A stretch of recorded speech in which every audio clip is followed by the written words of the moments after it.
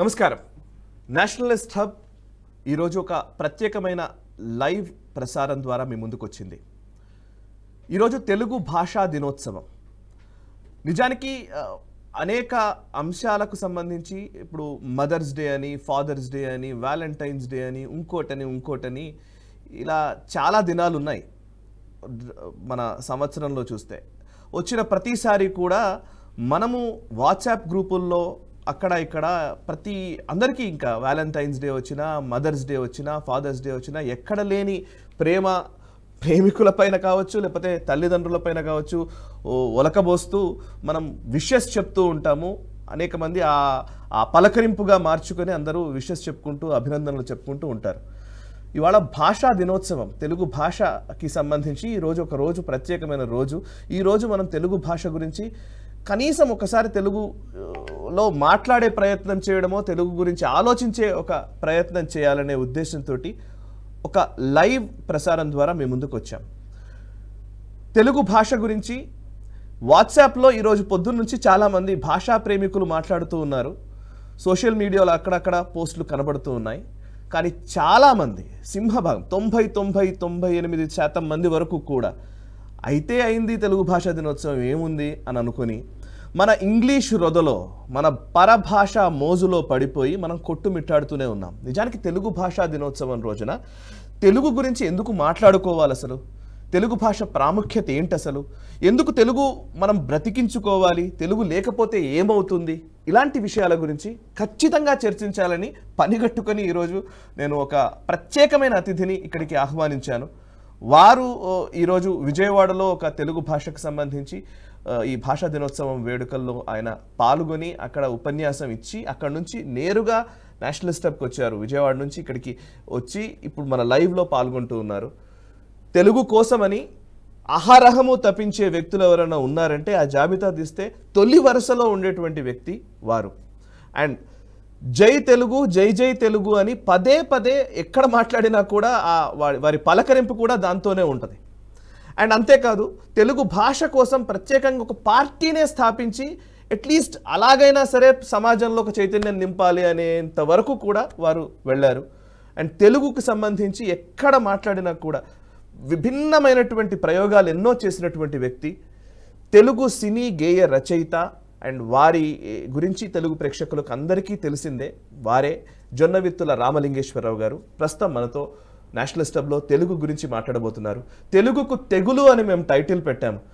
ఎందుకు ఈ తెగులు దాపురించింది, దీన్ని తొలగించడం ఎలా, ఆ అంశాల గురించి కూడా వారిని అడిగి తెలుసుకుందాం. నమస్కారం సార్. నమస్కారం సాయి గారు.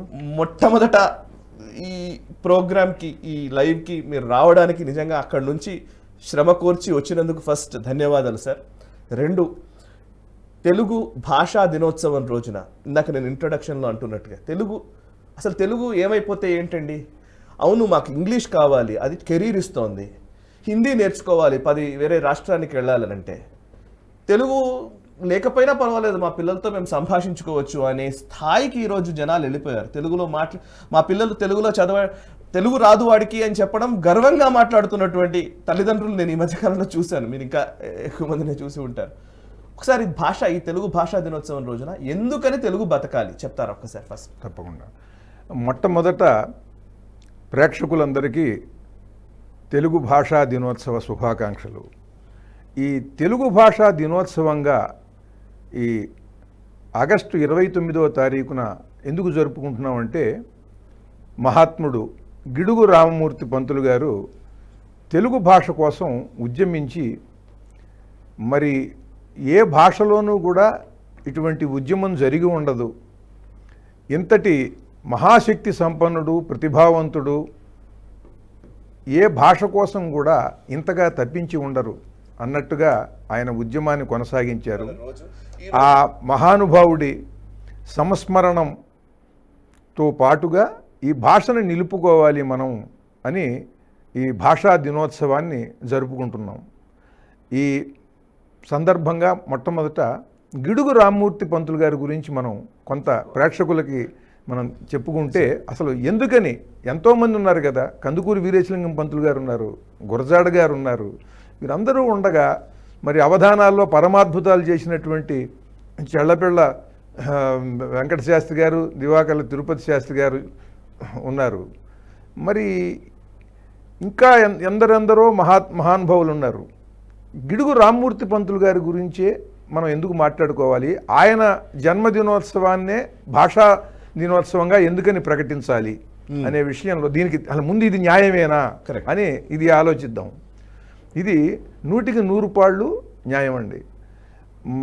భాష విషయంలో మహాత్ముడు అనదగిన వ్యక్తి ఎవరన్నా ఉన్నారనంటే ఈ 2 రాష్ట్రాల్లో తెలుగు భాషా చరిత్రలో గిడుగు రామ్మూర్తి పంతులు గారే.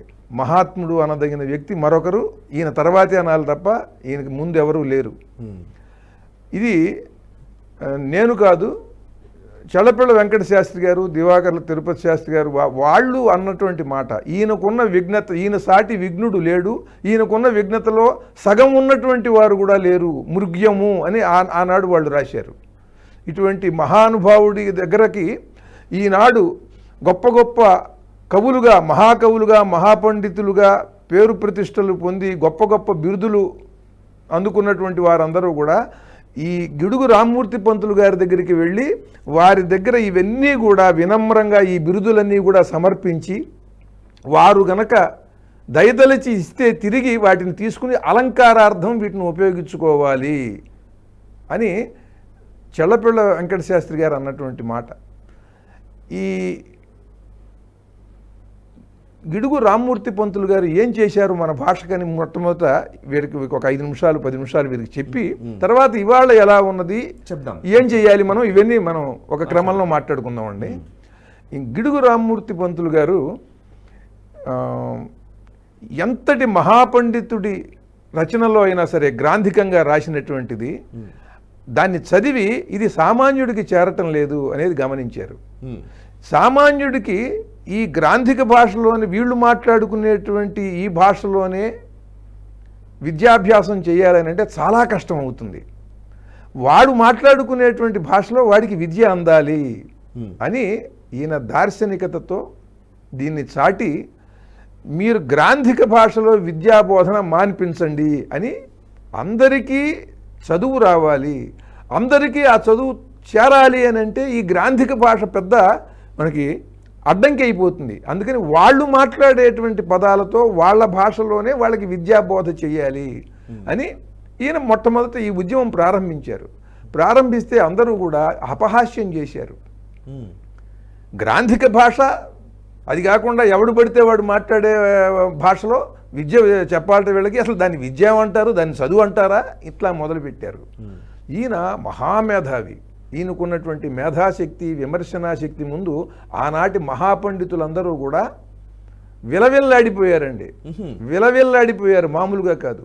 అలా విలవిల్లాడేలా చేసినటువంటిది ఈయన యొక్క వివేకము, విద్య, ఈయన విమర్శ, ఈయన ప్రజ్ఞ, ఈయనలో ఉండేటువంటి గొప్ప సౌజన్యం, మంచితనం.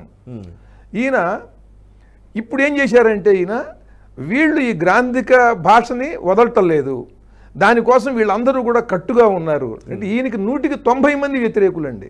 ఓకే, మహాపండితులందరూ కూడా ఈయనకు వ్యతిరేకులు, మహాకవులందరూ వ్యతిరేకులు. ఎందుకంటే వాళ్ళు ఆ భాషలో పద్యరచన చేశారు, ఆ భాషలో కావ్యాలు రాశారు.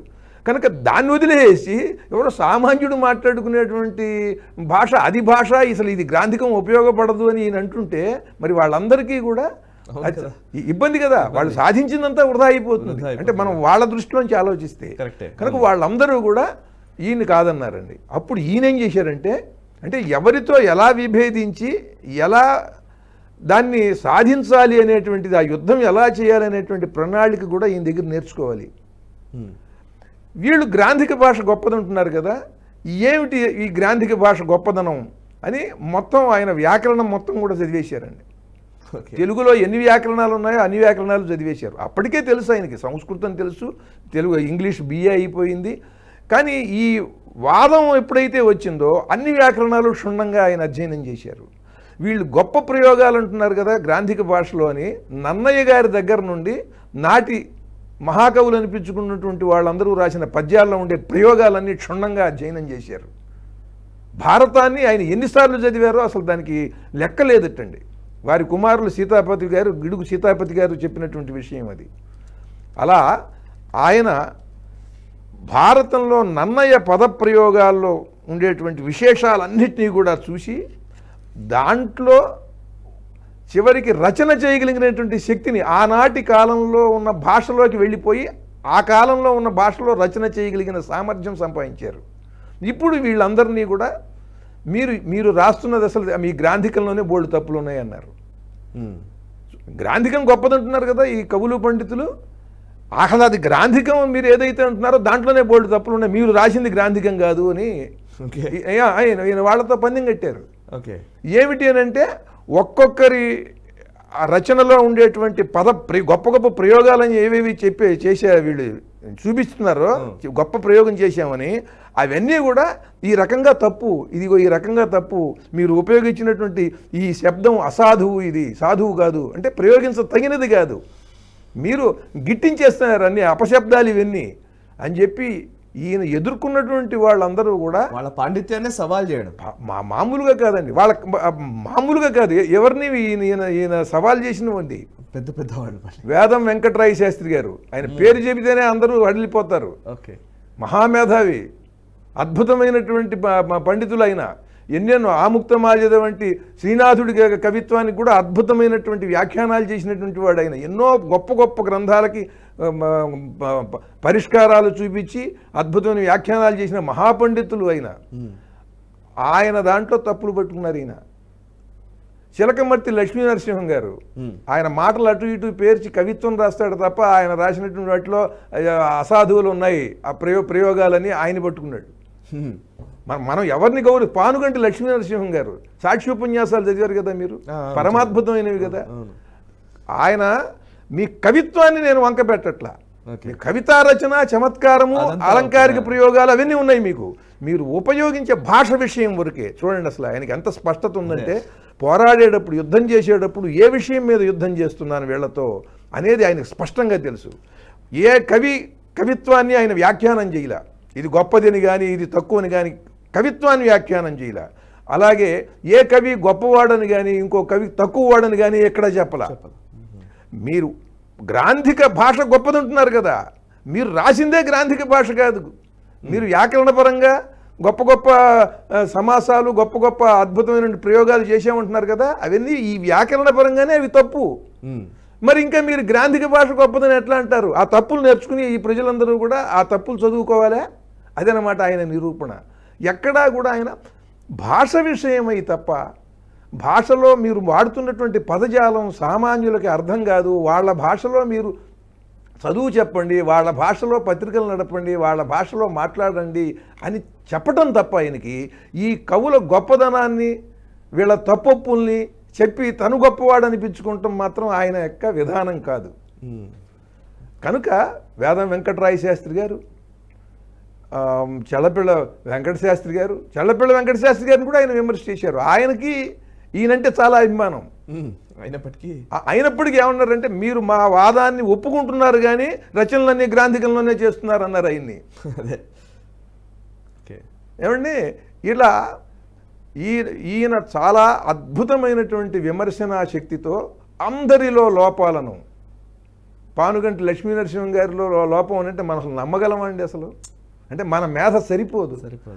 మరి అటువంటి వేదం వెంకటరాయ శాస్త్రి గారిలో ఇవన్నీ కూడా ఈ తప్పొప్పులు రాసి, వేటూరి ప్రభాకర శాస్త్రి గారు ఎటువంటి వారు, మహానుభావుడైన ఆయనకి ఈయన రాసినటువంటి ఉత్తరాల్లో ఎన్నో విషయాలు ఈ భాషకు సంబంధించినటువంటి చెప్పి, మీరు రాసినటువంటి భాషలో కూడా కృతకం ఉంది అని చెప్పారండి. మీది కూడా కృతక భాష ఉంది, మీరు కూడా కృతక భాషను ప్రయోగించారు, కృత్రిమమైనటువంటి భాష స్వతసిద్ధం కాదు అని చెప్పి ఆయనకి కూడా స్పష్టంగా చెప్పగలిగినటువంటి ధీశాలి, నిజాయితీపరుడు, ధైర్యశాలి ఆయన.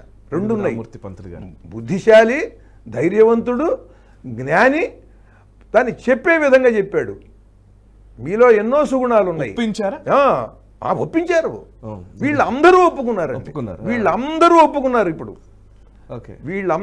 వీళ్ళందరి తప్పొప్పుల్ని ఈయన సభల్లో వివరించి చెబితే వాళ్ళందరూ ఆ సభలో అవును మావన్నీ కూడా ఆ ప్రయోగాలన్నీ కూడా తప్పులే అని వాళ్ళు ఒప్పుకున్నారు.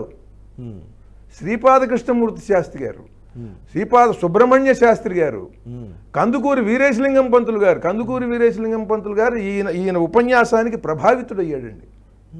చూడండి, ఆనాడు సంస్కర్తల అట్లాగే మన వడ్డాది సుబ్బరాయ కవి మహాకవి అయినా దాంట్లో తప్పులు చూపించాడు ఆయన. అంటే ఏంటి, మీ కవిత్వం గురించి కాదు, కవిత్వంలో మీ భావనా శక్తిలో మీరు గొప్పవాళ్ళు, గొప్పగా పద్యం రాస్తారు, కానీ మీరు ప్రయోగించినటువంటి పదజాలం ఉందే, ఆ మాటలు అవి వ్యాకరణ పరంగా చూస్తే అవి తప్పులు అని చెప్పాడు. ఎక్కడ ఎవరిని ఒక నిందించలా, ఇది నిందార్హం అన్నాడు. మీ కవిత్వం నిందార్హం అవుతుంది ఈ తప్పులతో. మీరు గ్రాంధిక భాషకి మీరు పెద్దపీట వేస్తున్నారు, ఇవే తప్పులు, మీరు ఇది నేర్చుకోమంటారు ఏమిటి అన్నాడు. దాంతో అందరూ అడిలిపోయారండి, అదిరిపోయారు. ఈయన దారికి రాక తప్పలేదు. ఈయన 50 ఏళ్ల వయసులో రాజమండ్రిలో సభ పెడితే ఆ రోజున ఈయనకి సభ ఇవ్వడానికి స్థలం కూడా లేదండి. అది ఆయన రాసుకున్నారు దాంట్లో. నాకు ఈయన 70వ సంవత్సరంలో ఈయనకి సప్తతి ఉత్సవం చేశారు, అంటే 70 సంవత్సరాల సందర్భంగా. అప్పుడు మొత్తం మహాపండితులు మహాకవులతో కిక్కిరిసిపోయింది సభ. అప్పుడు ఆయన నాకు చాలా ఆనందంగా ఉంది. 20 సంవత్సరాల కిందట ఈ రాజమహేంద్రవరం వచ్చి నా వాడుక భాష ఉద్యమం గురించి నేను చెబితే నాకు స్థలం కూడా దొరకలేదు నేను ఉపన్యసించడానికి ఇక్కడ. ఇవాళ మహాకవులు మహాపండితులు నేను కాదన్నటువంటి వారందరూ కూడా నా వాదాన్ని బలపరుస్తూ నన్ను గౌరవిస్తూ ఇక్కడ ఉన్నారు, ఇంతకన్నా నాకేం కావాలి అని చెప్పి అన్నారు ఆయన.